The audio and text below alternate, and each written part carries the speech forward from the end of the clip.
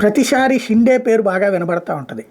మీ పార్టీలో షిండే ఎవరు, మీ పార్టీలో షిండే ఎవరు అన్నటువంటిది, మీ ప్రభుత్వంలో షిండే ఎవరు అన్నట్టుంది. అప్పట్లో శివసేన ప్రభుత్వాన్ని కోల్చడానికి, శివసేన కాంగ్రెస్ ఎన్సీపీ ప్రభుత్వాన్ని కోల్చడానికి షిండే పట్టుకుని వచ్చేసినటువంటి ఎమ్మెల్యేలతో ఈ చర్చ నడుస్తూ వచ్చింది. అందుకనినే టీఆర్ఎస్లో షిండేలు ఎవరు, తెలుగుదేశంలో షిండేలు ఎవరు, బీజేపీలో షిండేలు ఎవరు, ఇట్లాంటి చర్చ ఎప్పుడూ నడుస్తుంది. షిండే అనే పదం చీలికకి మారు పేరుగా ప్రభుత్వాన్ని కూల్చి మరో ప్రభుత్వాన్ని సృష్టించి ఏకంగా ముఖ్యమంత్రి అయినటువంటి వాడి కిందన ప్రచారం నడుస్తూ వచ్చింది. ఇప్పుడు ఆ షిండే ఏకు మేకై కూర్చుని భారతీయ జనతా పార్టీకి విరక్తి పుట్టిస్తున్నాడు. చివరికి మొన్ననే ముఖ్యమంత్రి పదవి కావాలని ఆశించడం, అక్కడ భారతీయ జనతా పార్టీ ప్రభుత్వం అంగీకరించకపోవడంతో సచ్చినట్టు డిప్యూటీ సీఎం తీసుకున్నాడు. కానీ సీఎం పిలిచినప్పుడు రాడు, ముఖ్యమైన కార్యక్రమాలకు గైర్హాజరవుతాడు, ఏదో ఒక వివాదం సృష్టిస్తూనే ఉంటాడు. తనకి ముఖ్యమంత్రి అనే పెచ్చ పట్టేసింది. ఒకసారి అనుభవించాడు, అసలు జీవితంలో అక్కడికే వెళ్ళలేననుకున్నాడు, వెళ్ళిపోయాడు.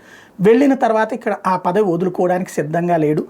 కానీ గత్యంతరం లేని పరిస్థితుల్లో సర్దుకున్నాడు. కానీ నిరంతరం సమస్య సృష్టిస్తున్నాడు.